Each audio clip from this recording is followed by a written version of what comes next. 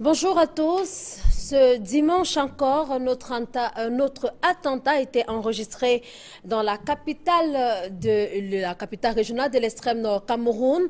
On va parler de la ville de Mora où un attentat a été enregistré ce dimanche matin. Le premier bilan qui, du reste encore provisoire, fait état de 5 morts et de 1 blessé grave qui a d'ailleurs été transporté à l'hôpital de Mora. Nos sources de ce côté-là font état de ce qu'une réunion de crise est prévue dans les heures qui viennent entre les autorités administratives au rang desquelles le gouverneur de la région de l'extrême nord. On l'espère donc en parlant au début de cette édition de droit de réponse qui va aussi s'intéresser au salaire des maires. Paul Biya a signé il y a quelques jours un décret fixant les rémunérations et indemnités des maires et délégués du gouvernement. Ainsi, les délégués du gouvernement percevront 400 000 francs CFA, leurs adjoints 200 000, les maires 250 000 et leurs adjoints 150 000 francs CFA. Le décret présidentiel qui évoque également les indemnités est intervenu 3 ans après le mémorandum rédigé par les édiles qui réclamaient de percevoir eux aussi un salaire.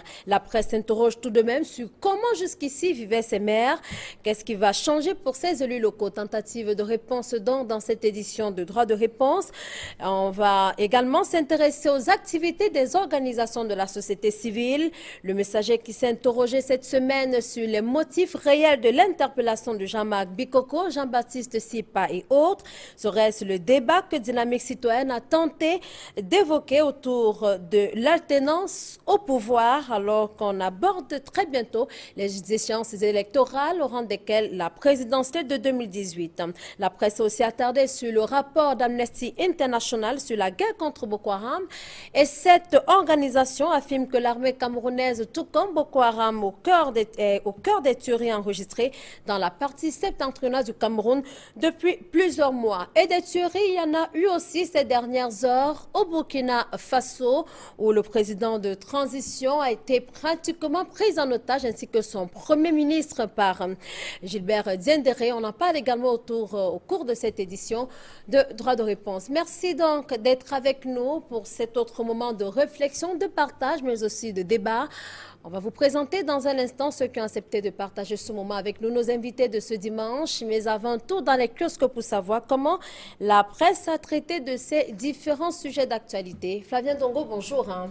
Bonjour Sandrine, bonjour à tous. Merci d'être avec nous. On va évoquer au cours de cette émission, en plus bien sûr de l'actualité portant sur la sécurité, de ce décret présidentiel des organisations de la société civile, mais aussi de l'actualité internationale. Eh bien, les maires et délégués du gouvernement savent déjà combien ils vont percevoir par mois. D'ailleurs, le décret du chef de l'État vient d'ailleurs signifier tous ces aspects. La nouvelle expression nous apprend que le chef de l'État a finalement fixé les salaires de ces derniers et de leurs adjoints. Le journal relève que les délégués du gouvernement vont percevoir chacun et par mois un salaire de 400 000 francs CFA, leurs adjoints 200 000 francs CFA. Les maires titulaires auront 250 000 francs CFA et leurs adjoints 150 000 francs CFA. Le journal précise par la suite que le texte abroge le décret du 13 avril 1981 qui fixe d'ailleurs les indemnités et avantages des délégués du gouvernement et les maires ainsi que leurs adjoints. Le décret du mercredi dernier dit que si le maire ou encore le délégué du gouvernement n'habite pas la localité, il n'a pas droit à l'indemnité de logement. En effet, donc, dans le cas contraire, la communauté ou encore le conseil municipal a le droit de trouver et payer le logement du maire ou encore du délégué du gouvernement. Pour mutation, l'article 4 du décret présidentiel dit que la rémunération de ces magistrats municipaux et de leurs adjoints ne peut être donc cumulée avec le solde du fonctionnaire ou encore de tout autre traitement salarial suivi par un établissement public ou encore parapublic. Cameroun Tribune, qui a d'ailleurs proposé tout un dossier sur la question, ajoute que tous les salaires et autres avantages doivent être arrêtés et délibérés lors d'un conseil municipal, par exemple pour ce qui est des communes. L'autre sujet traité par la presse cette semaine qui s'achève, c'est également le rapport rendu public par Amnesty International qui parle notamment du non-respect des droits de l'homme. L'Œil du Sahel rapporte que Amnesty International a épinglé Boko Haram, également l'armée camerounaise. Le hebdomadaire fait savoir, donc du Grand Nord, fait savoir que le rapport de Amnesty International présente d'ailleurs les exactions de Boko Haram depuis son arrivée à la frontière Cameroun-Nigeria et surtout indexe l'armée camerounaise qui pose des actes qui frisent le non-respect des droits de l'homme, des droits humains également, depuis le début de la guerre contre Boko Haram. Si le quotidien Le Jour souligne que les abus de l'armée camerounaise sur le front sont donc condamnables parce que maîtrisant le droit international, l'ONG semble moins exigeant face donc aux actes perpétrés par la secte islamiste Boko Haram. Donc un rapport qui dérange. Le gouvernement de Yaoundé relève d'ailleurs la nouvelle expression. Le quotidien de Bonakomon à Douala dit que face donc à cette situation, la réponse de Issa Chouma Bakary est ambiguë. Le journal fait savoir que le ministre de la Communication a néanmoins reconnu l'existence de la barbarie dans le déploiement des forces de sécurité, mais s'insurge contre les allégations de Amnesty International. Dans ce cas donc, la nouvelle expression estime que le porte-parole du gouvernement a plutôt fait un mea culpa déguisé lors de sa sortie sur le rapport de l'ONG Amnesty International. Donc la presse a aussi parlé de répression cette semaine. Le Messager nous apprend que la démocratie est donc prise en otage, a été prise en otage à Yaoundé cette semaine qui s'achève dans le cadre de la célébration de la journée internationale de la démocratie. Pour le quotidien, les gendarmes et les policiers n'ont d'ailleurs sauté sur des manifestants alors que ces derniers célébraient la journée de la démocratie. Pour la nouvelle expression, une escouade de gendarmes et bien sûr de policiers a d'ailleurs brutalisé et mis aux arrêts des membres de l'organisation dynamique citoyenne, la société civile, qui présentait donc quelques éléments pour protester notamment de la façon avec laquelle le gouvernement est géré depuis plusieurs années, 33 ans finalement. L'atelier organisé par cette structure portait sur la mise en place de la coalition nationale Tournons la page. C'est comme ça que s'appelait notamment l'organe, ou tout au moins l'objet de la rencontre. La nouvelle expression précise d'ailleurs que cette organisation estime qu'il ne peut avoir de démocratie sans alternance et que partout où la démocratie n'a pas été respectée, les coups d'État sont d'ailleurs organisés, d'où leur inquiétude aujourd'hui dans les réactions politiques, notamment le politologue Éric Mathias Ouanangini retient que l'acte posé par les Bidas exprime d'ailleurs le type de démocratie que vit le Cameroun. Kamga souligne que c'est regrettable pour un pays qui parle d'émergence à l'horizon 2035 avec une démocratie palpable, ou tout au moins qui dandine comme celle du Cameroun. En somme, c'est donc une honte pour le régime actuel, précise d'ailleurs le Messager après l'arrestation de Jean-Marc Bikoko et Jean-Baptiste Sipa, qui sont d'ailleurs victimes d'une garde à vue administrative sur ordre du gouverneur de la région du Centre. Autre sujet également, pour terminer, nous parlons notamment du Burkina Faso. La nouvelle expression s'intéresse donc à cette situation et bien sûr depuis quelques jours et relève que les nostalgiques torpillent le processus démocratique dans ce pays-là. Selon le journal, le président intérimaire et bien sûr le Premier ministre ont d'ailleurs été séquestrés au palais présidentiel par le régiment de la sécurité présidentielle. Le même journal ajoute que l'ancien bras droit de Blaise Compaoré est finalement passé à la tête du Burkina Faso. Le général Gilbert Diendéré, le chef des putschistes, a d'ailleurs démis de ses fonctions le président Michel Kafando et instauré donc un couvre-feu. Le peuple organise d'ailleurs, le peuple a observé quelques mouvements d'humeur pour protester contre ces mouvements qui sont donc organisés au sein du gouvernement. Et entre-temps, on a compté des morts durant les manifestations. À ce rythme donc, le Burkina Faso parle-t-il au Cameroun? C'est justement la question à dimanche prochain, Sandrine. À dimanche prochain, Flavien Vallon-Dongon aura bien sûr d'autres thématiques à évoquer pour ce qui est de cette édition, une autre édition de Droit de Réponse. Bonne journée à vous. Merci, meilleur à vous. Merci également à vous, madame, monsieur, d'être au rendez-vous de Droit de Réponse ce dimanche. Nous faisons à présent connaissance avec nos invités. Ceux qui, on l'a dit, ont accepté de partager ce moment de réflexion avec nous. Saint-Oula Bidou, bonjour. Bonjour Sandrine. Merci d'avoir accepté cette invitation. Vous êtes l'adjoint au maire de Yaoundé 6e. Est-ce que tout se passe bien de ce côté-là? On va dire depuis le récent incendie. Ça va? Ça va déjà beaucoup mieux? Je voudrais d'abord vous remercier pour l'ainsi honneur que vous me faites en m'invitant à Douala pour venir prendre part à la palabre intellectuelle. La commune d'arrondissement de Yaoundé 6 s'est remise des cendres de l'incendie du 14 avril 2014. Nous avons regagné un bâtiment qui était d'ailleurs la propriété de la commune et qui était occupé par les sapeurs-pompiers. Et c'est là où le ministre de l'administration territoriale a localisé la commune. Nous avons essayé de reconstituer ce qui était reconstituable et la commune fonctionne normalement. Nous avons tenu la session de notre compte administratif il n'y a pas longtemps.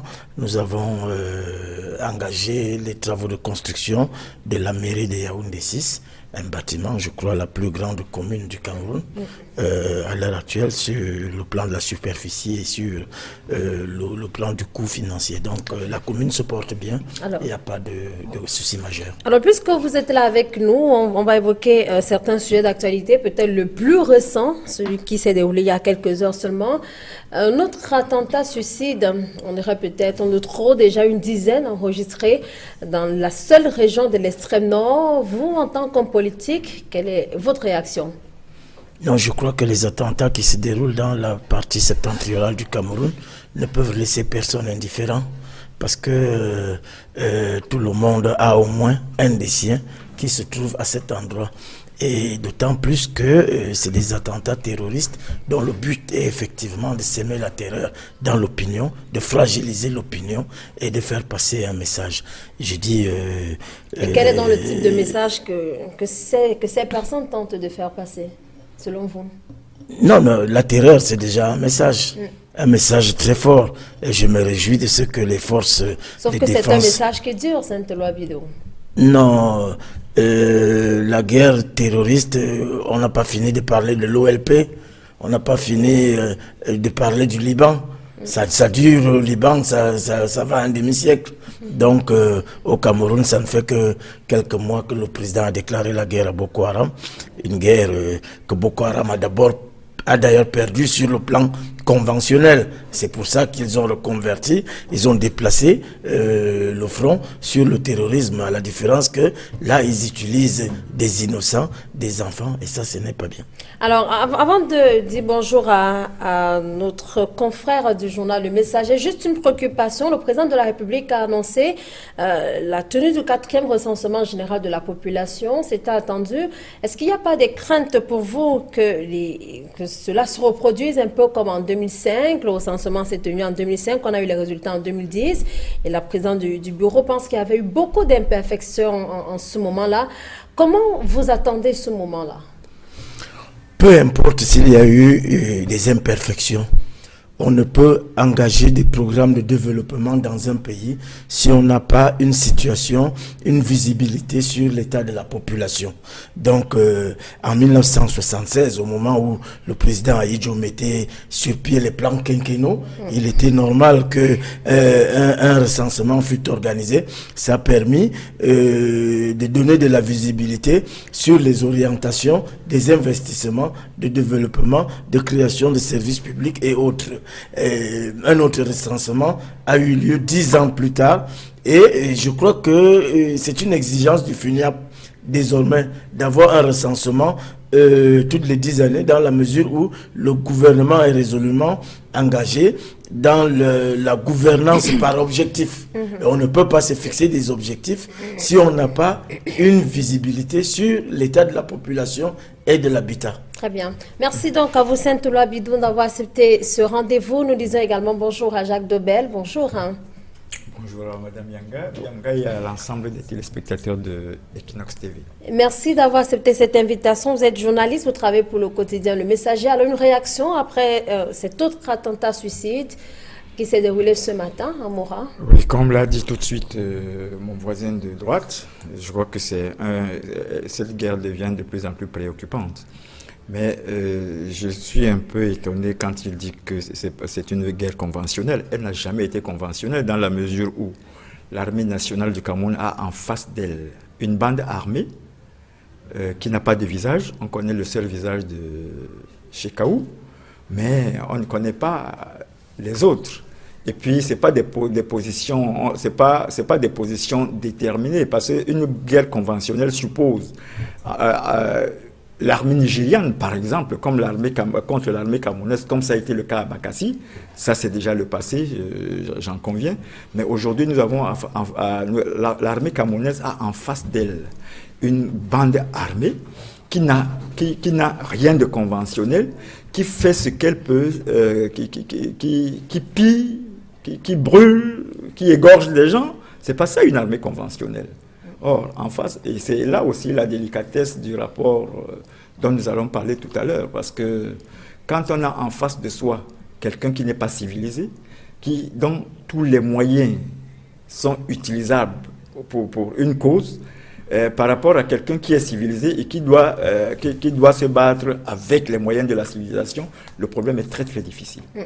Merci. Je suis certaine qu'on en parlera tout à l'heure. Je n'ai pas dit que la guerre était conventionnelle, j'ai dit qu'il y avait une mutation de la guerre conventionnelle au terrorisme, et sur le plan conventionnel, Boko Haram avait perdu la guerre sur le terrain. Très bien, c'est vous qui le dites. Nous disons également bonjour à Philippe Nanga, bonjour. Bonjour et salut à tous les téléspectateurs qui nous regardent. Merci d'avoir accepté cette invitation. Vous êtes le responsable d'une organisation de la société civile. Vous travaillez de façon très proche avec Dynamique Citoyenne. On évoquera tout à l'heure ce qui s'est passé au Palais des Sports de Yaoundé cette semaine. Alors, la réaction que vous, en tant qu'acteur de la société civile, avez sur ces attentats au Cameroun, quel est le regard que vous portez? Nous avons un regard assez interrogatif depuis que ces attentats ont commencé dans notre pays, parce que plusieurs attributs ont été donnés à cette guerre, entre parenthèses, ou à ce conflit aussi. Et jusqu'ici, la société civile s'interroge toujours sur cette situation. Elle est perpétrée par qui, comment, pour quel but, pour quelle raison? Nous avons du mal à cerner la question. Comme vous le savez sans doute, plusieurs déclarations ont été faites par des hautes personnalités de ce pays concernant ce conflit. Et du coup, ça a créé et ça entretient le doute et la confusion dans les esprits des acteurs que nous sommes. Et donc, on attend toujours, comme ça se passe ailleurs dans d'autres pays, que les hautes autorités de ce pays clarifient la situation. En pareille circonstance, ailleurs, on voit quand même le chef de l'État qui s'adresse pour expliquer de fond en comble ce qui se passe avec des informations, des indications assez précises. C'est ça qui permet de situer le sujet et aussi de rassurer, n'est-ce pas, les citoyens. Et il faut dire que jusqu'ici, nous avons essayé, nous, de faire nos investigations, de par les associations qui subissent malheureusement cette situation dans la partie nord du Cameroun. Et tout ce que nous savons, c'est qu'il y a des attentats qui sont perpétrés, mais on ne peut pas vous dire exactement d'où ça vient. Par qui c'est perpétré. On vous a souvent fait part des intrusions dans la ville, n'est-ce pas, des personnes qui viennent et commettent des actes et repartent sans qu'on sache exactement où est-ce que ces personnes se cachent. Et pourtant, visiblement, elles sont là, présentes avec d'autres personnes dans la cité. Donc, je crois que c'est un sujet assez complexe jusqu'ici, parce que il est difficile, n'est-ce pas, de comprendre que nous n'avons pas un problème avec le pays voisin qui est le Nigeria. Nous n'avons pas un problème en tant que tel avec la secte islamiste Boko Haram, qui a un problème avec son pays, le Nigeria, même si après on estime qu'elle est enrôlée maintenant dans un autre État islamique de voilà. l'Afrique de l'Ouest. Mais en réalité, on n'a pas, nous, en tant que pays, État Cameroun, n'est-ce pas, un problème avec ce groupe terroriste. Donc, du coup, on s'interroge toujours, est-ce que d'autres personnes ont parlé de sous-traitance? Est-ce que c'est réellement une sous-traitance? Est-ce que c'est plutôt une récupération interne n'est-ce pas, des attentats? Donc, il y a des questionnements qui se font au sein de la société civile, et jusqu'ici, nous n'avons pas vraiment de réponse assez claire. C'est pour ça que je dis, en pareille circonstance, il est utile, j'allais dire indispensable, que la haute autorité de la République s'adresse, n'est-ce pas, aux citoyens en expliquant. Il peut se faire entourer par les hauts responsables de l'armée, mais il faut expliquer aux Camerounais ce qui se passe exactement, d'où ça vient, quelles sont les analyses qui sont faites, et quelles sont les raisons qui poussent. Parce que il faut aussi relever que depuis quelque temps, je me réjouis aussi que la presse désormais dit attentat, n'est-ce pas, qu'est-ce qu'ils disent kamikaze. Oui, mais ce n'est plus attribué, c'est-à-dire que ce n'est plus attribué, on ne parle plus de Boko Haram, on dit attribué à, c'est-à-dire qu'on n'a aucune certitude puisque depuis quelque temps, il n'y a pas de revendication, n'est-ce pas, de cette secte islamiste, et personne ne s'interroge, mais pourquoi on attribue à chaque fois ces attentats à Boko Haram, et Boko Haram ne s'est jamais prononcé pour dire oui, c'est nous qui avons fait ça. Et personne ne se pose des questions. Et je pense que là aussi, j'invite quand même les médias à s'interroger là-dessus et à creuser pour comprendre pourquoi est-ce qu'on peut attribuer à chaque fois, n'est-ce pas, des actes terroristes à une secte qui ne les revendique pas. Très bien. Merci à vous. Je suppose que la presse est tout aussi confuse et se pose aussi un ensemble de questions, Philippe Nanga. Et nous disons enfin bonjour à Isaac Essamé. Bonjour. Bonjour madame, bonjour aux co-panélistes et à ceux qui nous regardent à la maison. Merci de m'avoir invité. Merci également à vous d'avoir accepté cette invitation. Vous êtes sociopolitiste, vous vous intéressez aussi beaucoup aux questions de décentralisation. On en parlera certainement dans cette émission, mais je vous propose à vous tous, de façon générale, d'évoquer une thématique qui a intéressé la presse cette semaine. Il s'agit bien sûr de ce décret présidentiel fixant les salaires des maires. Alors, Jacques Debelle, comment la presse, selon vous, a abordé cette problématique autour des salaires des maires depuis qu'elle avait évoqué le mémorandum des maires signé en 2012? J'avoue d'abord que je suis confus, comme disait tantôt monsieur Philippe Nanga. Parce que je crois que quand Saint-Lazare est mieux placé pour nous expliquer. Saint-Éloi. Saint-Éloi, excuse-moi, Saint-Éloi. Il est mieux placé pour nous expliquer parce que nous, je connais très mal les textes qui régissent les communes. Et M. Samé est également là, qui va nous apporter son éclairage. Mais je crois que les maires étaient souvent élus au sein de la population pour servir les intérêts de la population. Et dans ce cas, tout ce qu'on pouvait concéder à un maire ou au maire, c'était des indemnités de représentation. Et puis, ils ont peut-être certains avantages, mais parler des salaires, j'ai l'impression que c'est un peu indécent.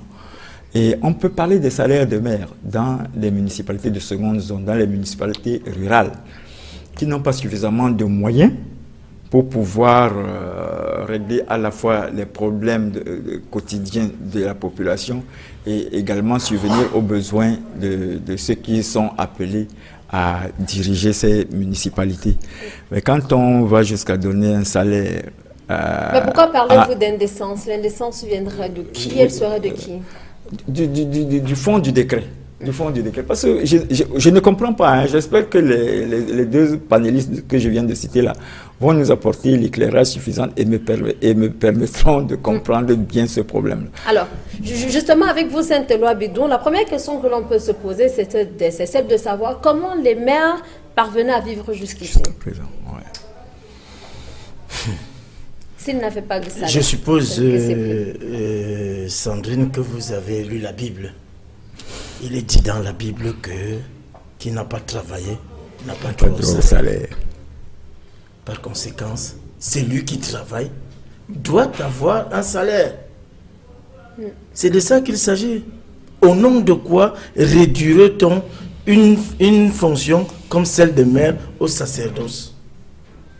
Je voudrais rappeler à vos auditeurs que le salaire d'un adjoint au maire que je suis, sur la base des tests de 81, est de 38 500 francs.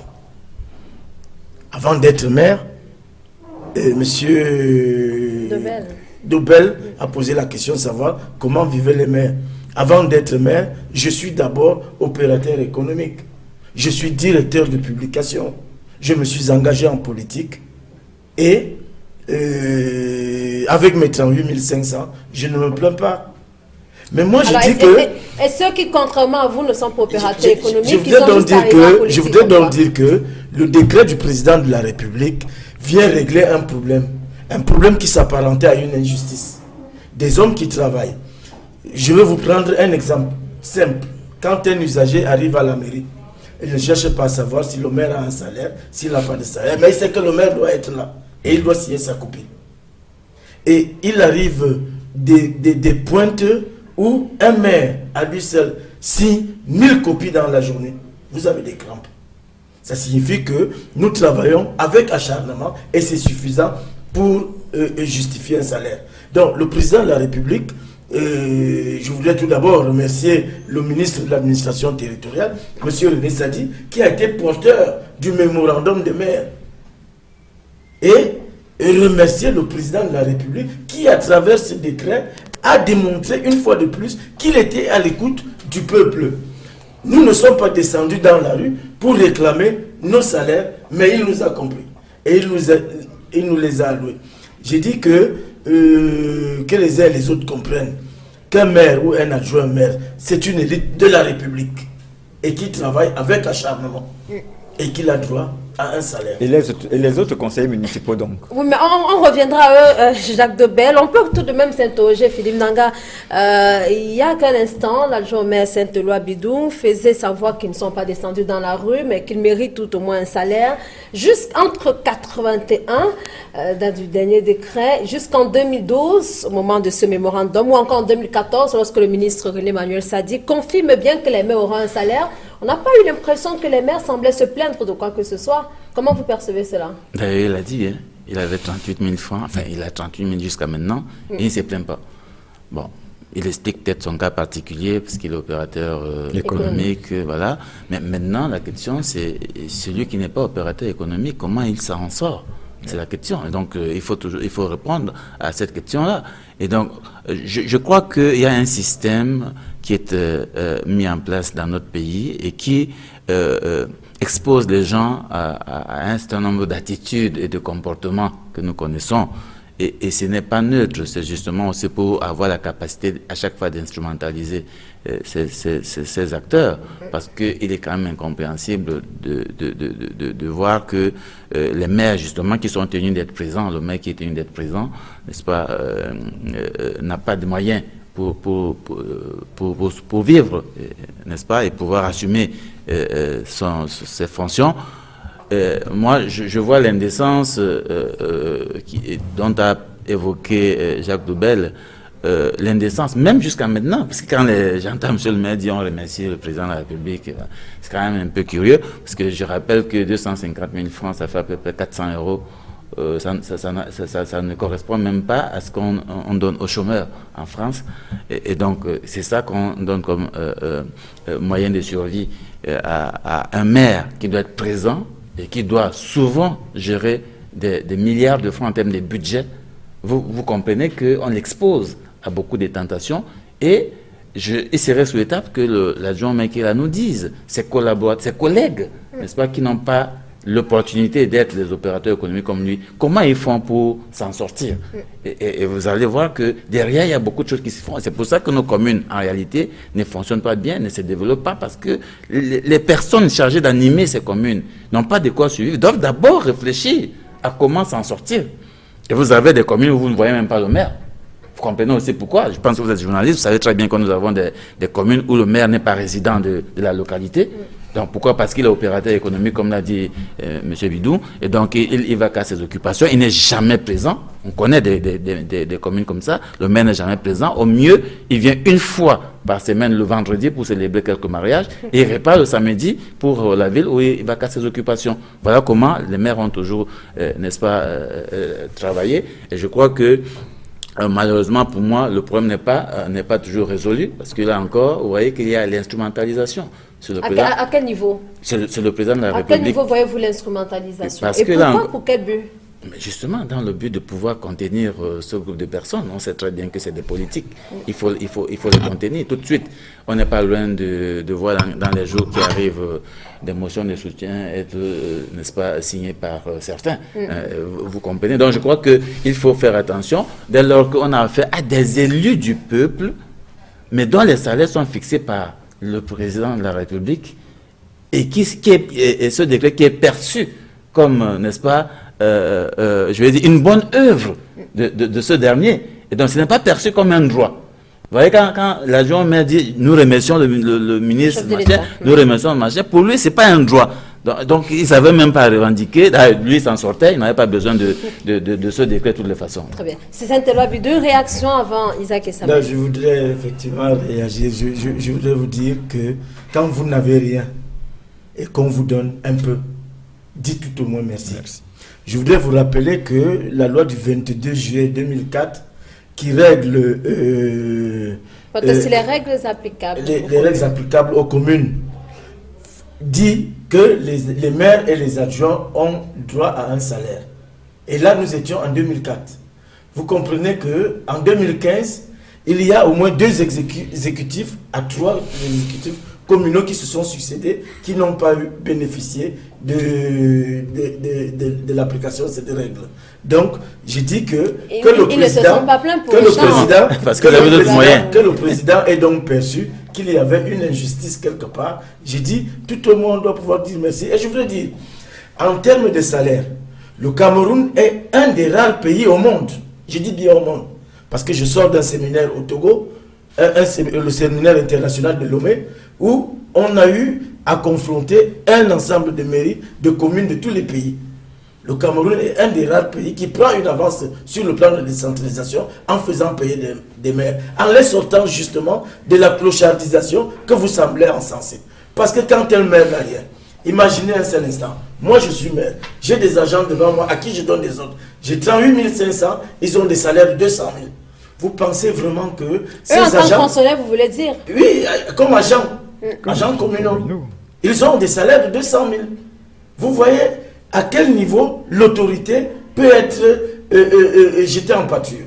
Alors je dis, c'est un geste qui vient corriger un certain nombre de choses et qui place le Cameroun en avant-garde sur le plan de la décentralisation. Isaac et Samuel, c'est un avis que vous partagez. Vous pensez que c'est une espèce de fin d'injustice qui vient d'être sifflée par le président de la République en accordant justement des salaires aux maires? Relativement, parce qu'en réalité, depuis 1982, on avait parlé d'indemnité et avantages. C'est vrai qu'il n'y avait pas le mot salaire. Mais si on fait une recherche approfondie sur le terrain, on va se rendre compte que les indemnités sont largement supérieures au salaire. Encore que les maires ne luttent pas pour diriger les communes pour le salaire. Sinon, le président de la République, en tant que légaliste, contribue à mettre en application les articles 67 et 117 qui avaient prévu effectivement une rémunération, un salaire pour ces différents maires-là. Mais il y a encore un autre texte parce que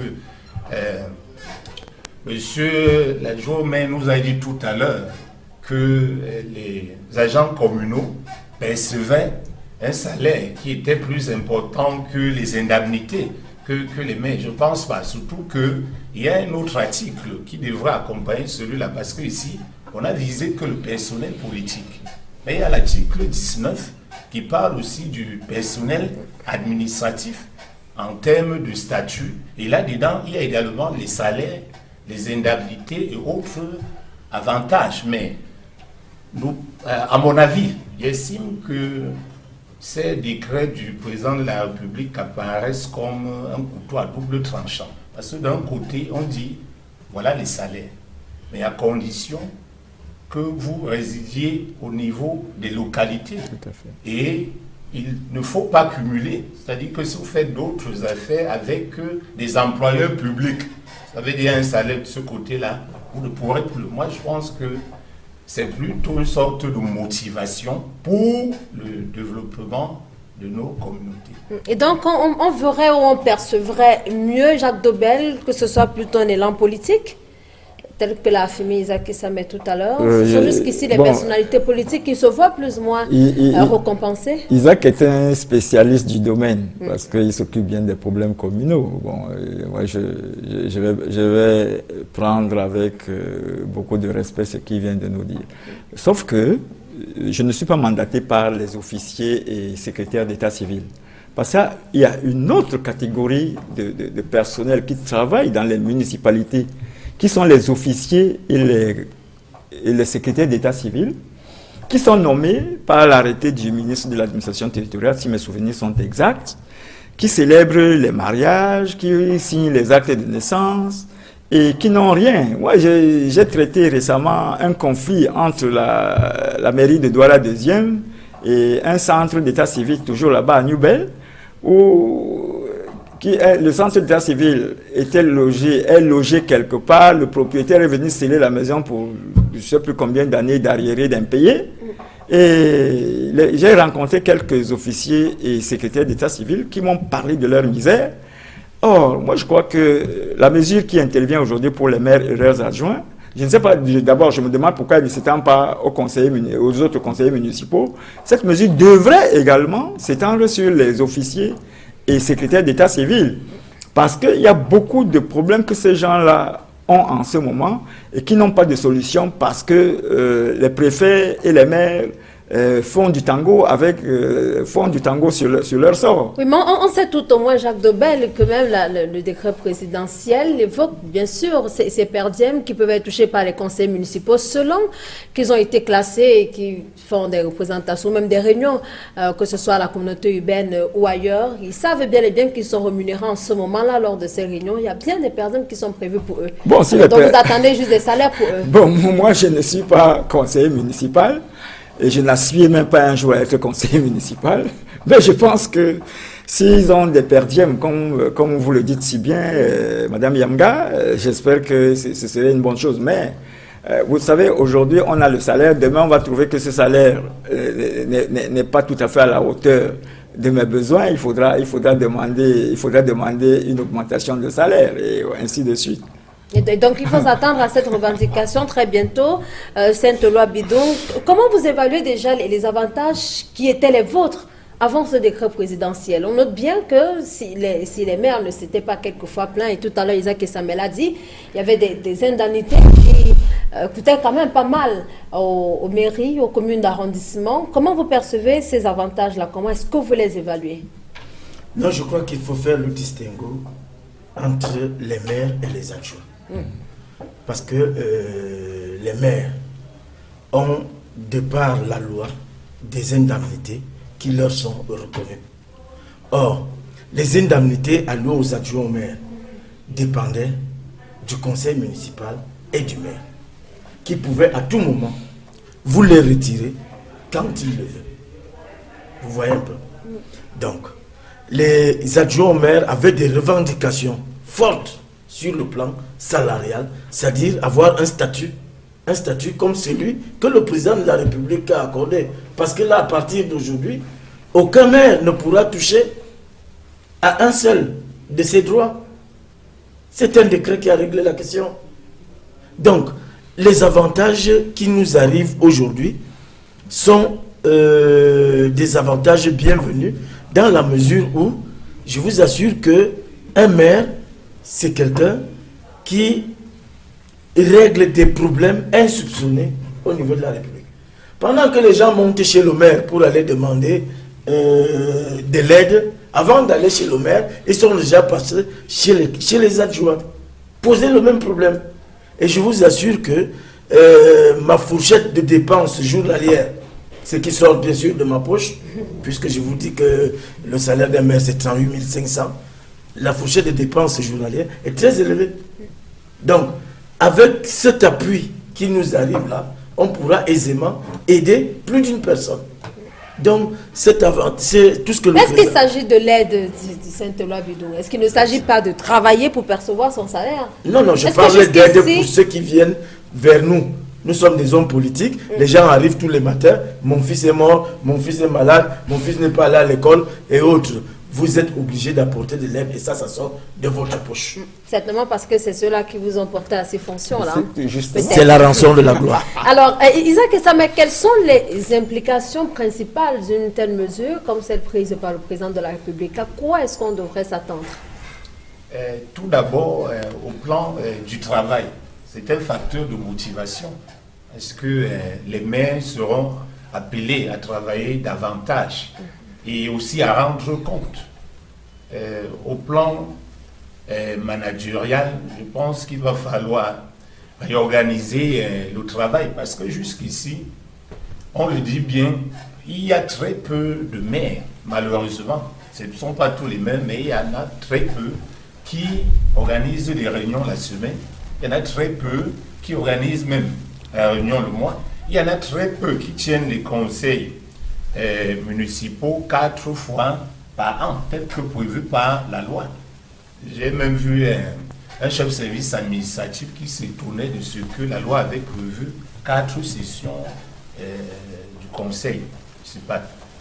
Maintenant, au plan financier, je pense que le budget de la commune pourrait augmenter et incidemment le compte administratif aussi, puisqu'il est indiqué que pour l'indemnité de fonction, on va tenir compte du compte administratif. Parce qu'au départ, vous avez un budget, lui n'est que prévisionnel. Les réalisations effectives, c'est avec le compte administratif. Et quand on voit la hauteur de l'indemnité de fonction, je pense que en travaillant de cette manière-là, même incidemment, les localités pourront se développer. Encore que le chef de l'État a bien fait de mettre des réserves. On vous donne de l'argent, c'est pour travailler. Monsieur le maire disait tout à l'heure qu'il y a l'aide qui est accordée à ceux qui viennent voir. Bon, mais ceux-là, généralement, ils ne sont pas éligibles, à mon sens, à l'aide que la commune devrait apporter. Parce que ceux qui tournent autour des maires, généralement, ce sont des griots. C'est-à-dire des gens qui viennent raconter des histoires et qui n'aident pas véritablement les maires. Il y a des textes qui ont été prévus et qui permettent aux communes d'apporter de l'aide aux nécessiteux. Donc, je ne pense pas que ce soit dans la poche des maires. Cette pratique-là me pose personnellement un problème, parce que ce qu'on constate, plus vous donnez de l'argent aux gens qui viennent vous voir, parce qu'ils ont des problèmes, alors qu'ils ne suivent pas le schéma normal, ça dit les institutions communales. Je pense qu'il va falloir respecter les règles comme le président de la République l'a fait. Les maires devraient pouvoir suivre ces procédures, surtout pour les populations de la commune. Alors, qu'est-ce que cela, avant de passer la parole à Philippe Nanga, Isaac Essamé, qu'est-ce que cela devrait apporter comme incidence sur le processus de décentralisation actuel? On voit très bien que le président a agi ici comme un catalyseur de la décentralisation. C'est quand même la première autorité du pays qui impulse. Maintenant, la décentralisation est en train d'avancer. C'est vrai qu'il y a un principe qui dit se fera progressivement. Mais il ne faudrait pas que la progressivité prenne tout le temps. Parce que les populations ont besoin d'un véritable développement. Donc les maires devront, comme je l'ai dit tantôt, se réorganiser, penser au plan d'action des communes, et puis apporter des résultats concrets, parce qu'il faut des résultats concrets. Je pense que lorsque le président de la République a signé ces 2 décrets-là, c'était pour enclencher ou renforcer le processus de développement et donc de la décentralisation dans notre pays. Philippe Nanga, quoi est-ce qu'il faut s'attendre dans les prochains jours, notamment dans les mairies? Est-ce que les usagers devraient se dire, ok, d'accord, maintenant les maires ou les agents maires ont désormais un salaire et donc ils devraient davantage se mettre au travail? Tout à l'heure, vous avez relevé qu'il y a des maires qui sont en fonction, mais qui n'existent pas dans leur commune. Oui, façon pratique. Il y en a, ils sont nombreux d'ailleurs. Je crois que ce décret, c'est un couteau aussi à double tranchant, du fait que, contrairement à ce que dit mon voisin de droite, je ne suis pas convaincu que ça vient comme un catalyseur de la décentralisation. Parce qu'en réalité, la décentralisation suppose que les gens sont plus ou moins autonomes dans leur localité et s'organisent pour vivre et pour fonctionner avec leurs moyens. Or là, il y a comme un rattachement de l'exécutif municipal avec le centre. Et donc, c'est comme s'ils rendent compte à celui qui leur donne le salaire et non aux populations qui sont les électeurs. Donc c'est ça le problème que ça peut poser pour moi dans le cadre de la décentralisation. Il aurait fallu peut-être qu'il y ait un décret qui instaure, n'est-ce pas, des schémas d'indemnisation, mais en laissant les communes, n'est-ce pas, s'organiser avec leurs propres moyens. À ce moment-là, le maire aurait l'obligation de travailler avec ces populations pour trouver des ressources et pouvoir disposer d'un salaire décent. Et là aussi, il y aurait donc, à ce moment-là, n'est-ce pas, la primauté des populations sur le maire, puisque étant ceux qui contribuent à son salaire. Mais là, le maire peut dire à la population, écoutez, c'est le président de la République qui fixe mon salaire et je le reçois de toutes les façons, que je vienne ou pas, je le reçois mon salaire, je ne l'attends pas de vous, donc que vous soyez là ou pas.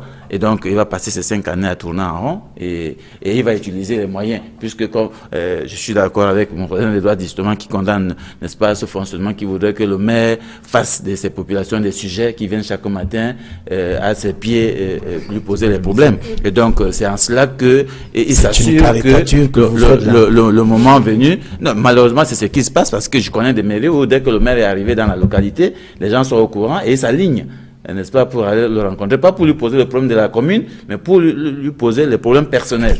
Et il se passe pour des sujets finalement. Et donc au moment des élections, c'est la même chose qui va se passer. Ils vont s'aligner pour recevoir des enveloppes et aller voter aveuglement sans savoir pourquoi ils votent. Et la commune tourne en rond, il n'y a pas de développement possible. À côté des maires quand même, il y a les délégués du gouvernement qui sont également concernés par ce décret présidentiel. On sait qu'ils vont toucher un peu plus de 400 000 francs CFA. Il y en a qui en ont profité pour remettre sur la table quand même le vieux débat qui porte autour de la nomination de l'élection des délégués du gouvernement. Qu'est-ce que vous en pensez? Justement, je pense qu'il y a des maires, n'est-ce pas, je ne vais pas dire courageux, mais qui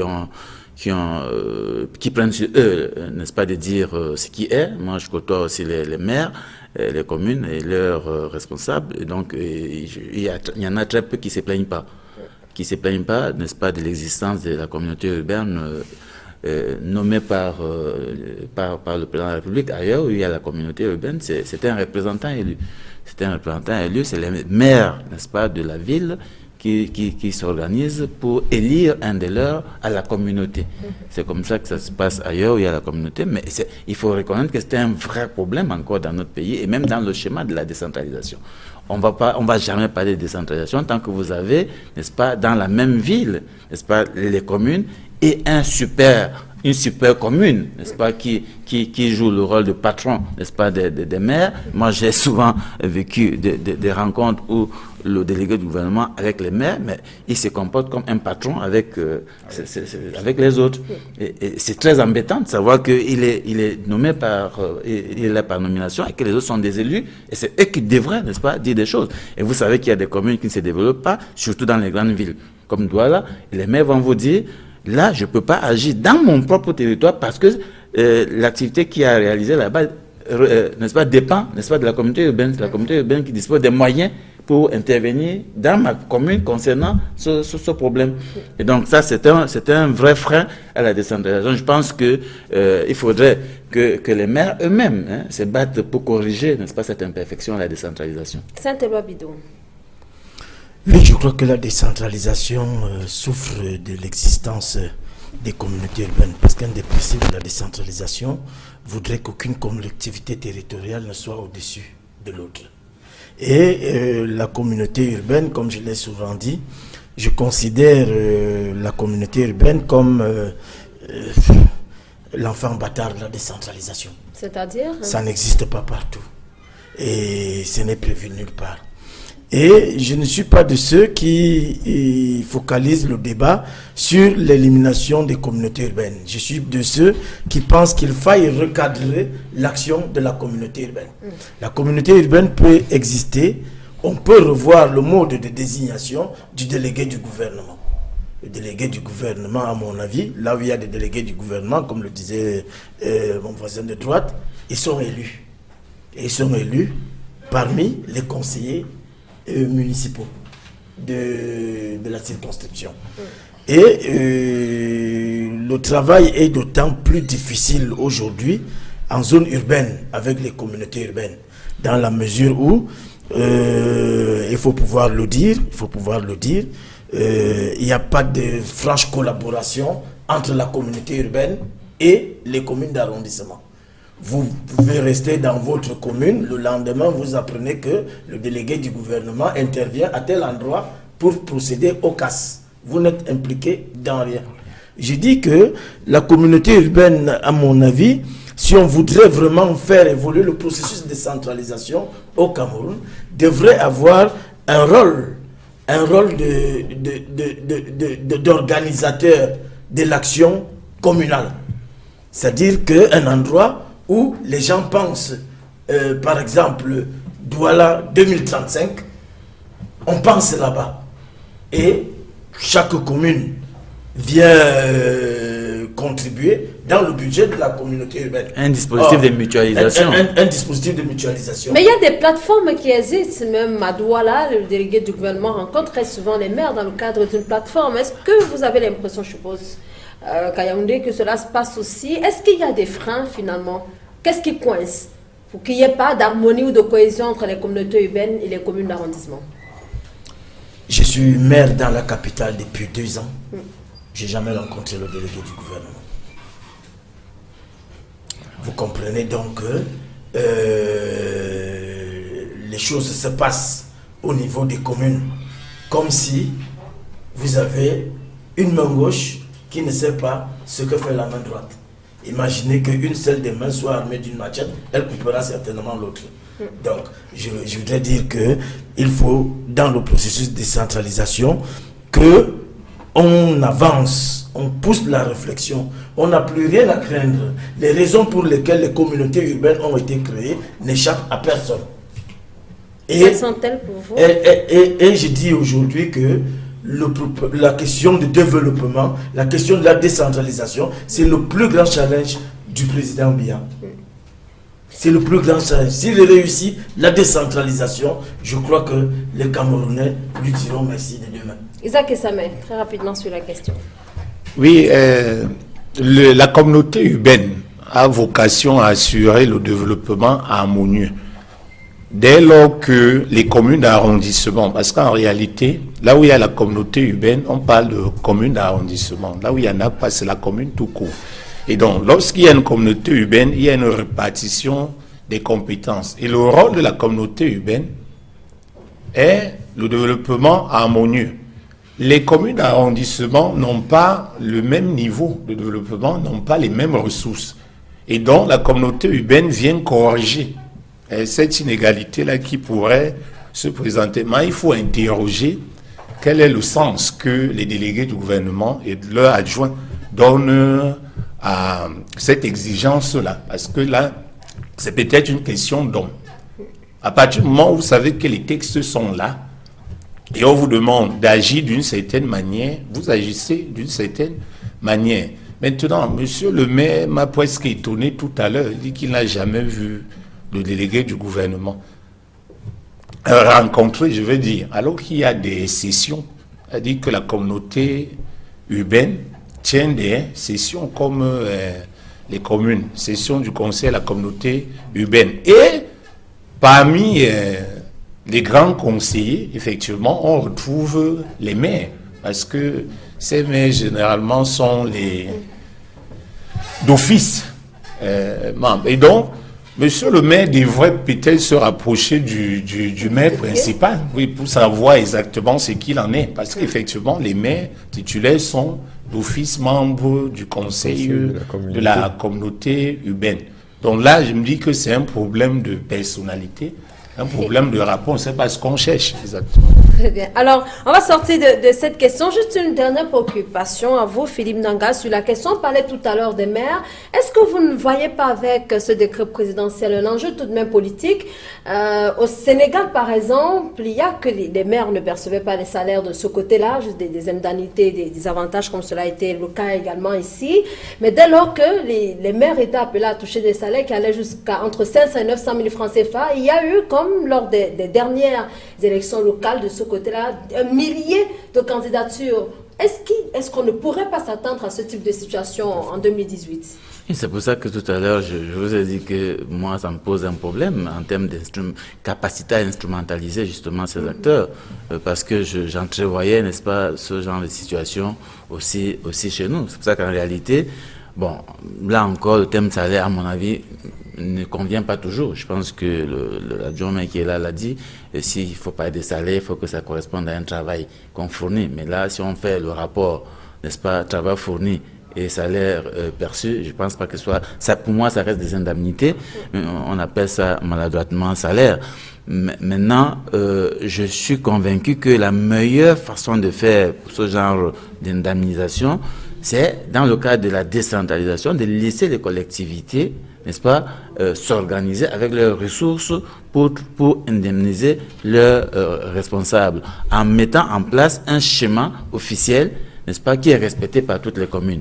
Je pense qu'une clé, n'est-ce pas, qui serait connue et officielle, qui est respectée par toutes les communes. Ce n'est que comme ça que l'instrumentalisation n'aura pas lieu, parce que les gens ne vont pas, n'est-ce pas, rechercher, venir à la mairie avec l'idée du salaire et avec l'idée, n'est-ce pas, de revendiquer encore plus un salaire supérieur à celui-là. Et donc finalement, au lieu de bosser pour la commune, pour rendre compte, n'est-ce pas, aux citoyens de la commune, les maires vont plutôt travailler à revendiquer davantage, un peu comme ça se passe avec nos députés, qui, quand ils se réunissent, la première chose à faire, c'est de revendiquer l'augmentation de leurs indemnités. Je pense qu'il faut faire attention avec ce genre de décret qui, à mon avis, place justement le chef de l'État au-dessus de tous les élus et un peu comme le patron des élus.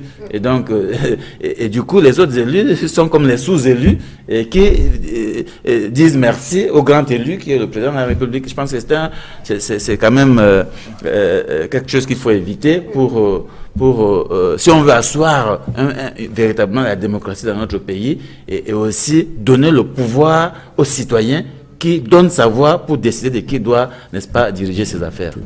Juste en 30 secondes. Oui, j'ai une observation là. En fait, lorsque le décret ou les décrets ont été signés, cela ne signifie pas que c'est l'État qui va dorénavant payer les maires.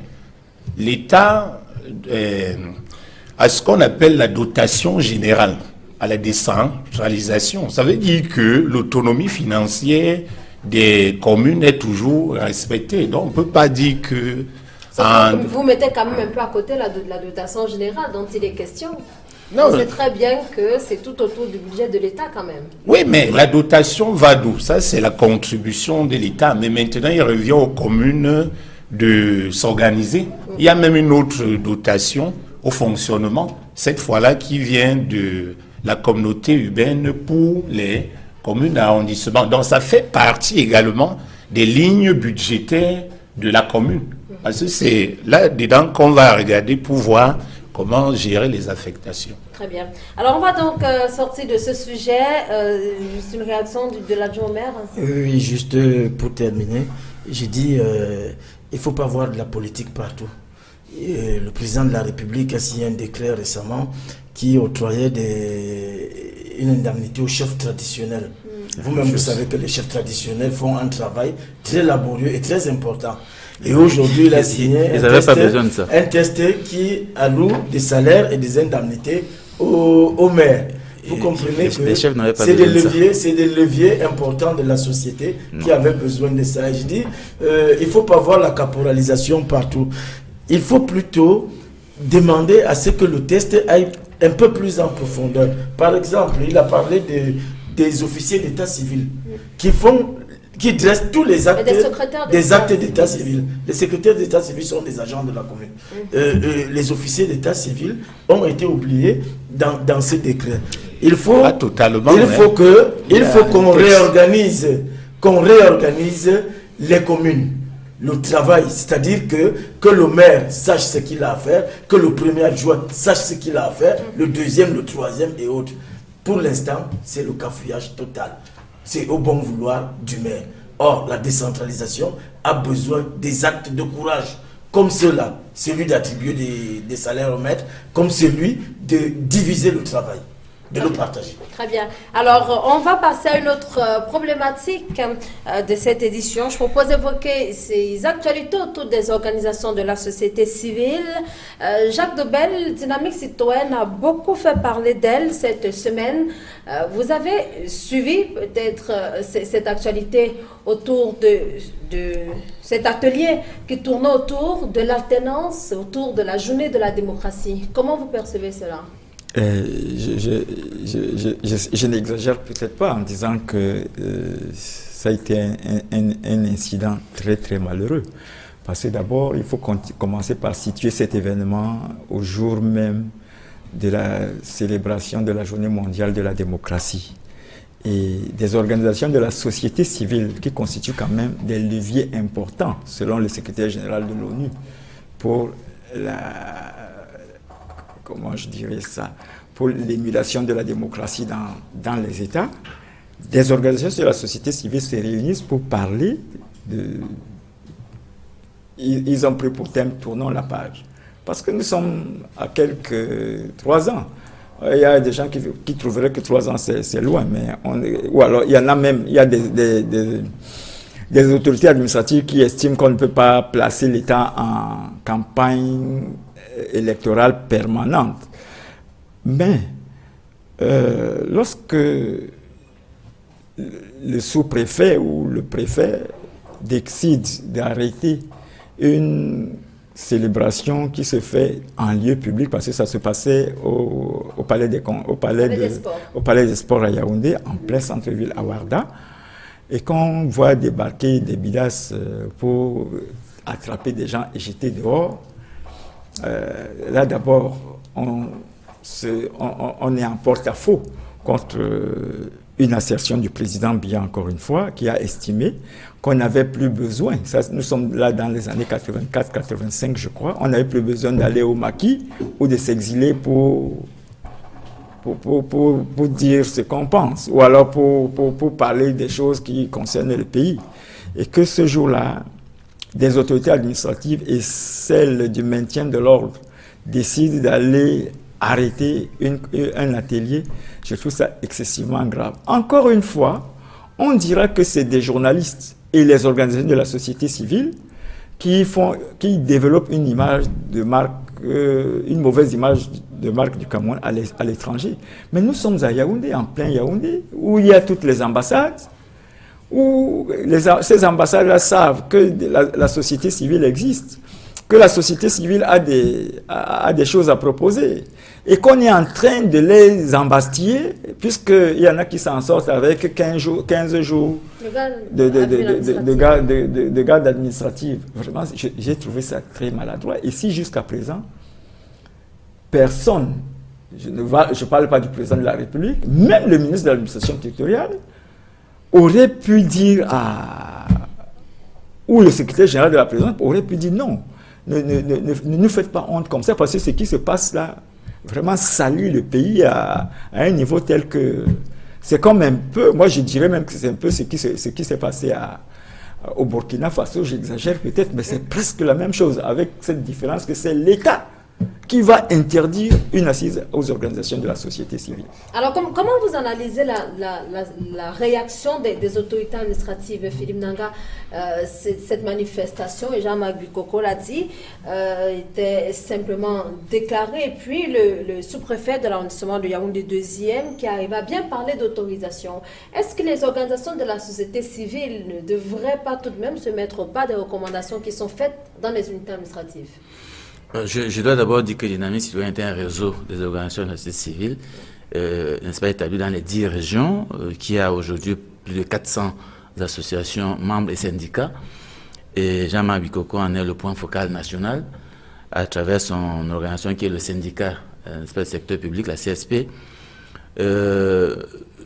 Là aussi, vous savez très bien que les associations sont inscrites dans le registre de la déclaration. Simplement, et donc de ce point de vue, ce réseau, n'est-ce pas, est bien reconnu par l'État du Cameroun parce qu'il existe depuis 2005. Mais est-ce que cela suffit, Philippe Nanga? Mais justement, la déclaration que nous faisons en déposant, n'est-ce pas, nos statuts et notre règlement intérieur, c'est une façon de dire nos activités à l'administration. Déjà, ce que nous avons à faire, en quoi nous fonctionnons, l'objet pour lequel nous sommes créés, l'organisation est créée. À partir de là, vous ne pouvez pas aller à chaque fois quand vous avez une réunion. Ne demandez par exemple à l'ONG Monde Avenir, quand nous faisons notre conseil d'administration, d'aller dire au sous-préfet ou au préfet que nous avons des réunions hebdomadaires tous les lundis. Qu'est-ce qu'on fait? On doit aller dire au sous-préfet tous les lundis que nous avons une réunion hebdomadaire. Nous avons des réunions mensuelles que nous tenons tous les mois. Nous devons aller à chaque fois dire au préfet que voilà, tous les mois, nous avons une réunion. C'est peut-être différent que de parler. C'était une activité, mais non, c'était une activité ordinaire du réseau dynamique citoyenne qui s'inscrivait en outre dans le cadre d'une journée connue, une journée mondiale de la démocratie, et dont l'État du Cameroun, à travers les conventions signées, s'est mis d'accord qu'elle doit être célébrée. Si l'État du Cameroun n'est pas d'accord avec cette journée, l'État du Cameroun se désengage des conventions signées et dit non, nous, on ne reconnaît pas cette journée-là, et donc nous interdisons la célébration de celle-ci. Mais quand l'État du Cameroun accepte cette journée-là, ça veut dire qu'elle doit être célébrée. Et pour sa célébration, on ne va pas demander pour célébrer quelque chose qui est connu officiellement par tout le monde que ça doit être célébré.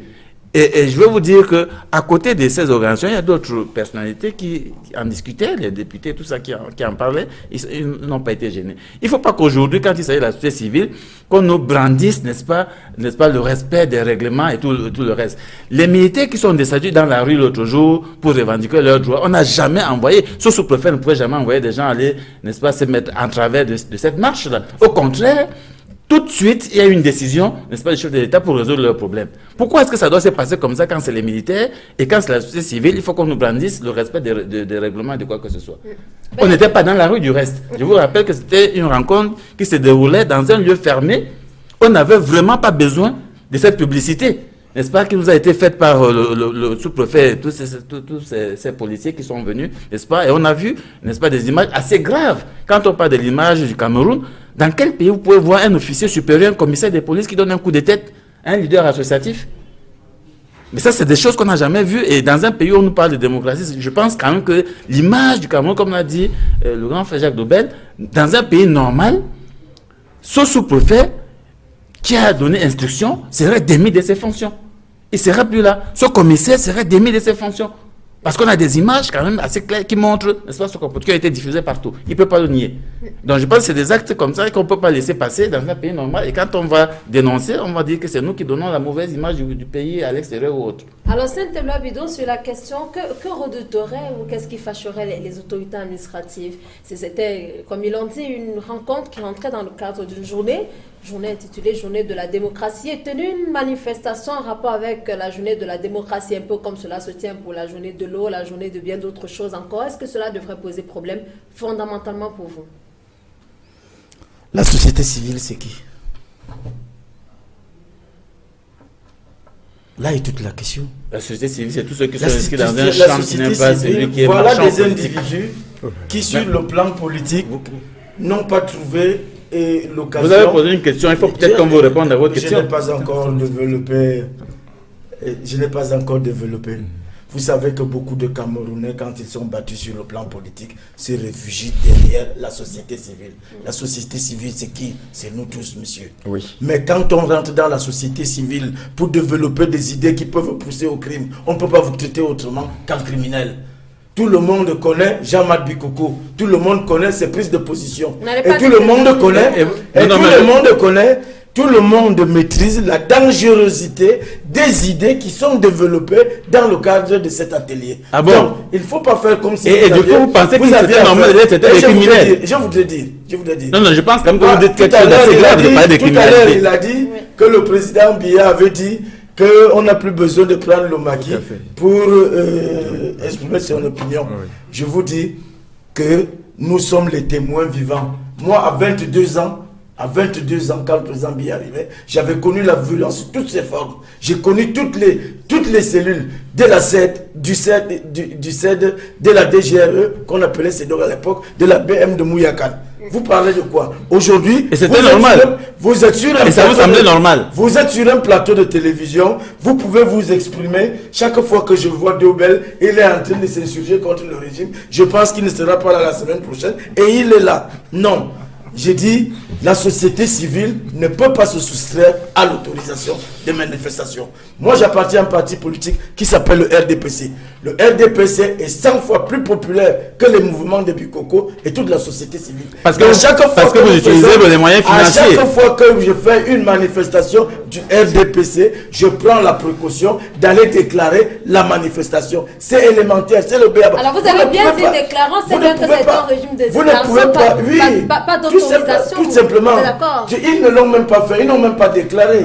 Allez tout au moins déclarer. Coco l'a dit, il a dit dans une interview à Mutation qu'il n'a pas jugé utile de déclarer, et vous-même vous venez de le dire, mais que vous n'avez pas jugé parce que ça fait partie des activités. Mais une journée, comme une journée de la démocratie, une journée de l'eau, une journée de l'enseignant, où on va mettre des gens dans la rue, où on va mettre des gens... Il n'y avait pas de gens dans la rue.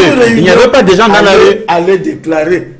Il n'y avait pas de gens dans la rue. C'était une réunion ordinaire des dynamiques citoyennes. Le pays si vous ne respectez pas les BABA de la société. Jacques Debelle avant Isaac Essabé. Oui, ce que je voudrais attirer l'attention de monsieur le maire, que compte tenu de mon expérience sur le terrain, je fais pas partie des syndicats ou de quoi que ce soit. Je suis journaliste. Si je milite dans un syndicat, c'est le syndicat des journalistes. Et je peux vous assurer, Saint-Éloi, que je ne sais pas. Mais difficilement, les sous-préfets et les préfets acceptent la moindre association d'une organisation, que ce soit syndicat ou de la société civile, qui veut même tenir une réunion dans un domicile privé. Ça, je peux vous le dire. Peut-être que ça se passe autrement à Yaoundé, mais à Douala, c'est le cas. Et parfois, lorsque vous tenez même votre réunion dans un domicile privé, on vient vous piquer. Dans le cas de ce qui vient de se passer à Yaoundé, franchement, dans un état moderne, dans un état de droit, ce que l'autorité administrative aurait dû faire, c'est d'envoyer des gens, même en civil, ça se passe d'ailleurs régulièrement, aller écouter ce que disent ces gens-là. Prendre des notes, nous le vivons tous les jours. Il y en a même qui viennent sous l'étiquette de journalistes, qui disent que je suis journaliste, on les admet en salle, ils prennent des notes, ils vont faire leur rapport. Ça, c'était tellement suffisant qu'on n'avait pas besoin. C'est vous qui pensez que vous allez dicter la conduite. Non, on ne dicte pas la conduite. Nous savons, on ne dicte pas la conduite. Nous savons quelles sont les idées qui sont développées dans le cadre de cet atelier. C'est-à-dire, le mouvement Il y en a marre au Sénégal a commencé comme ça. Il y a des mouvements qui ont commencé comme ça. Et il faut l'interdire. Et on a vu ce que ça a donné. Alors, avant Philippe Nanga, juste une préoccupation pour Isaac Essabé. Est-ce que les thématiques qui tournent autour de l'alternance, de la démocratie, est-ce que ces thématiques devraient faire peur? Est-ce qu'on ne devrait pas en parler puisqu'on est dans un état, on prépare des échéances électorales, s'il est bien évidemment compris que c'est une thématique qui fait peur, puisque le quotidien Le Messager a révélé au lendemain de l'interpellation de Jean Bikoko que le thème abordé c'était l'alternance au pouvoir, en estimant que Paul Biya fait partie des présidents qui battent un record de longévité, notamment en Afrique. Du point de vue de la science politique, quand on est en démocratie, la démocratie c'est le régime des libertés en principe, avec quelques restrictions vu les circonstances. Le thème en lui-même ne pose pas de problème, mais qu'est-ce qu'il y avait peut-être derrière cela, comme en train de dire monsieur le maire? À mon avis, il n'y a pas de démocratie sans liberté. Depuis que le vote a montré ses limites, en sciences politiques, le deuxième élément qu'on utilise comme indicateur de la démocratie, ce sont les manifestations. Généralement, on parle des mouvements sociaux. Oui. Seulement, ces mouvements sociaux sont encadrés. Voilà. Et c'est en ce moment-là que rentre le droit. Le droit entre en scène pour dire que voilà comment se feront les choses. Et de ce point de vue du droit, il y a quand même les lois de 90. D'abord sur la création des ONG, des syndicats, des associations. Ensuite, des textes sur le régime des réunions et des manifestations publiques. Dans le cas d'espèce, on avait affaire à une réunion. Mais cette réunion-là est soumise au régime de la déclaration. C'est-à-dire que vous déclarez 3 jours avant. Parce que pour les manifestations, c'est 7 jours avant. Vous faites la déclaration. Et le but de cette déclaration, d'après les textes, c'est de permettre aux autorités administratives d'identifier le conseil, parce qu'il y a un bureau qui va organiser, oui, et de pouvoir désigner un représentant de l'administration qui pourra intervenir dans cette réunion-là pour prendre connaissance. Donc, si les uns et les autres respectaient les textes, peut-être qu'il n'y aurait pas de problème. Maintenant, on a d'un côté la lutte pour plus de liberté, de l'autre côté, il y a le respect de l'autorité de l'État. Vous voyez un peu le problème que ça pose. Alors, Philippe Nanga, est-ce que vous direz que les organisations de la société civile ont du mal à faire entendre leur voix? Moi, je voudrais d'abord dire que j'ai entendu quelque chose d'assez grave, n'est-ce pas, de la part d'un élu, n'est-ce pas, qui estime que la revendication du droit à la liberté doit être criminalisée. Ça, c'est quand même assez grave d'entendre ça d'un élu, n'est-ce pas, qui estime que des citoyens qui se retrouvent dans une salle fermée pour réfléchir à la démocratie, à l'alternance, pour réfléchir, doivent pour comploter. Pour réfléchir. Voilà. Je ne sais pas ce que vous appelez. C'est ça qui est grave. C'est ça qui est grave. Vous complot. Vous pensez qu'on a besoin? Vous pensez qu'on a besoin? Je vous rappelle que c'était au palais des congrès, au palais des sports. Le palais des sports qui est quand même tenu par l'administration publique, ce n'est pas un lieu privé, ce n'était pas dans un domicile privé. Ces acteurs sont bien connus. Mathias Ounouguini qui devait intervenir, il était bien connu. C'est ce sous-préfet qui est arrivé là-bas, il était bien au courant de ce qui se passerait là-bas.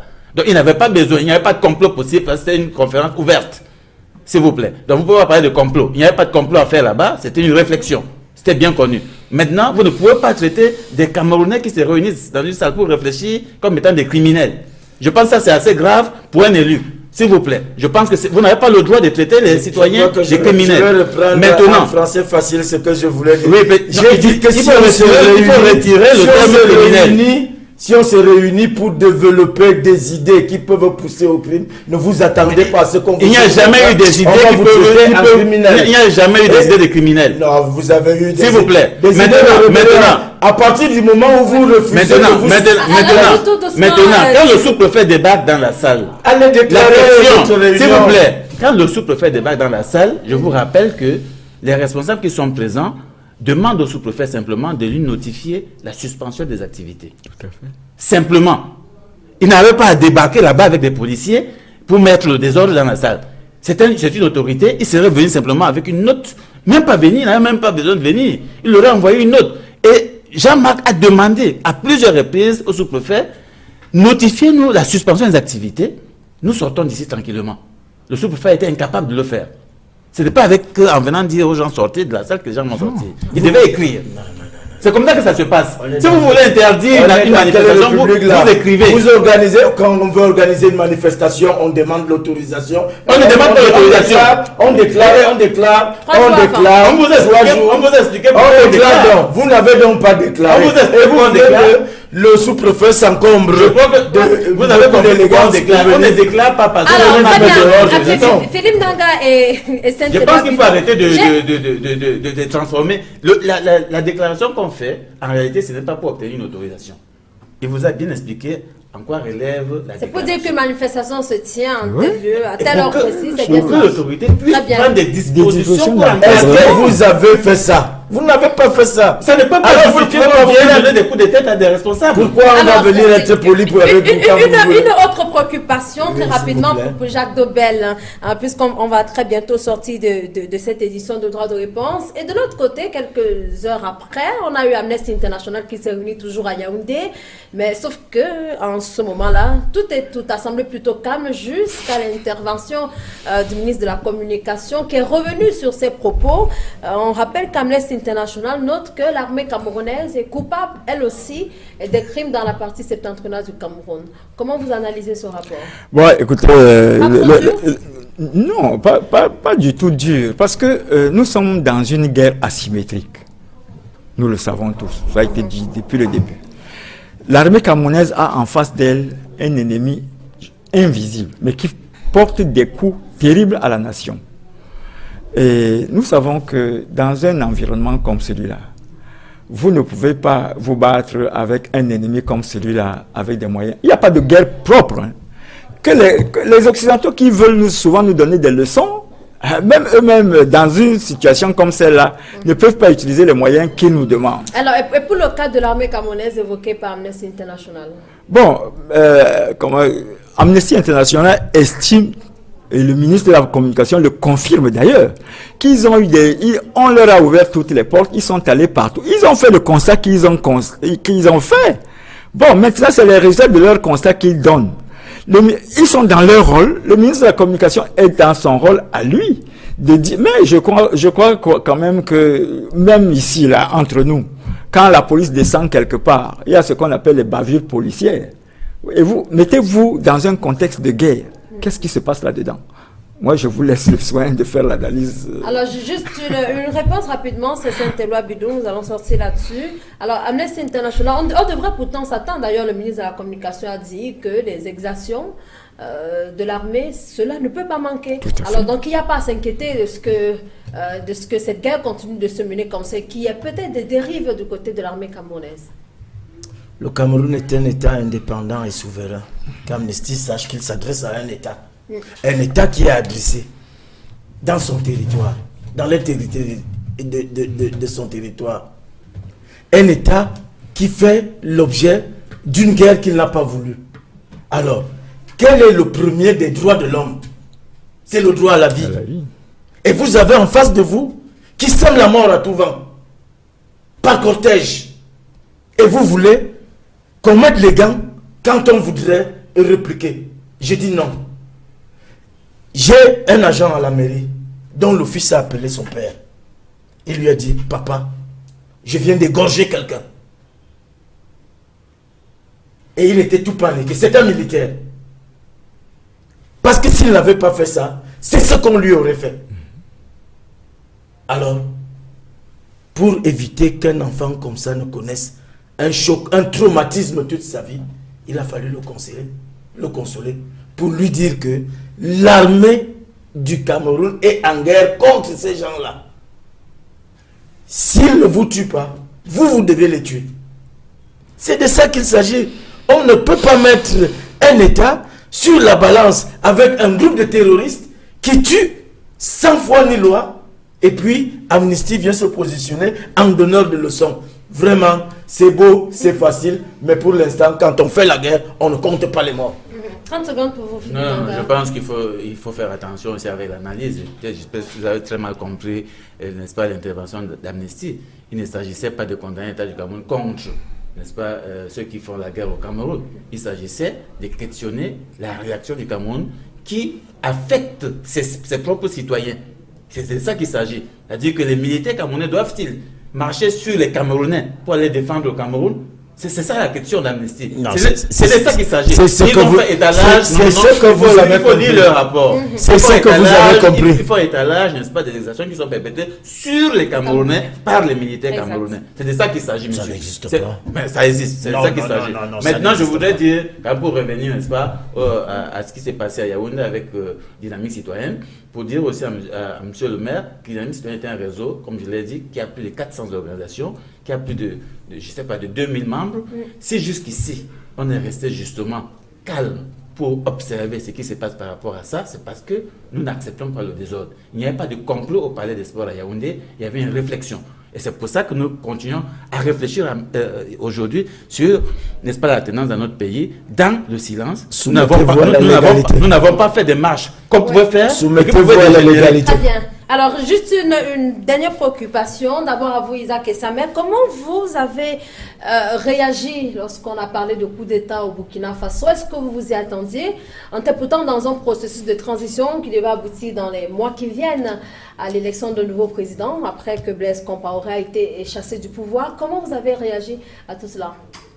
Tout de suite, j'ai relevé la fragilité des gouvernements de transition. Parce que généralement, pour mieux diriger, il faut contenir l'armée. Il faut même maîtriser l'armée. Alors, lorsque vous n'avez pas la main mise sur l'armée, vous ne pouvez pas faire quelque chose d'efficace. Surtout que très souvent, les anciens régimes se battent pour revenir. Et ceux qui sont au pouvoir, c'est pas facile de partir.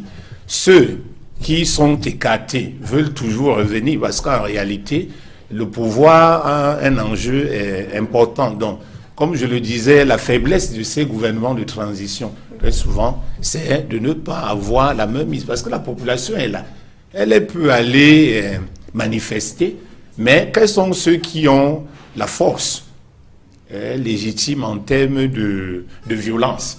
Très souvent, c'est l'armée. Et les dirigeants qui n'arrivent pas à encadrer cette armée-là ont du mal à sortir. Est-ce que le Burkina Faso nous parle de Saint-Éloi Bidon? Pas du tout. Le Cameroun n'a pas de leçon à recevoir du Burkina Faso dans la mesure où nous ne vivons pas les mêmes choses. C'était hautement stupide de penser que vous pouvez écarter tous des gens qui ont dirigé un pays pendant 27 ans. Et il y en a qui avaient des ambitions de devenir président là-dedans. Que vous pouvez faire une loi où vous dites que ceux qui avaient été... Donc pour perpétuer le système qui était là depuis 27 ans. Non. Je dis que c'est stupide de penser que vous pouvez écarter. Imaginez un peu, transposer un peu la situation au Cameroun, qu'il y ait une transition au Cameroun et qu'on décide que tous ceux qui ont été là depuis 30 ans, c'est-à-dire les nous comme ça là, par exemple moi je suis maire, je peux avoir des ambitions, on ne peut pas être candidat parce qu'on aura été au RDPC. C'est stupide. On ne peut pas s'attendre à autre chose qu'on a les droits au mur. Et c'est ce qui arrive. Une réaction très rapidement, Jacques Debelle, nous sommes à la fin là. Une réaction sur l'actualité au Burkina Faso. Non, mais je crois que ça, Saint-Éloi, pour une fois, je suis d'accord avec lui. Ça ne peut pas éliminer comme ça, d'un revers de la main, des gens qui maîtrisent quand même le pouvoir et qui ont des ambitions, comme il a dit. On leur dit non, cette fois-ci, vous ne devez pas être là, c'est pas normal. Oui, mais sauf qu'on parle du pouvoir, il faut accepter de partir définitivement. Ah non. Bien entendu, je pense qu'il faut que l'Afrique quand même se reconstruise autour d'autres idéaux et autour d'un autre idéal aussi, l'idéal de démocratie, puisqu'on l'accepte, parce qu'on avait le choix de dire que nous, on n'accepte pas la démocratie, donc on fonctionne comme dans la dictature et on fonctionne comme ça. Maintenant, quand on accepte la démocratie, il faut respecter les règles de la démocratie. Maintenant, je pense que ce qui se passe au Burkina Faso, il y a certainement eu des erreurs, mais ça ne justifie pas que les gens reviennent par la force, n'est-ce pas, pour prendre le pouvoir.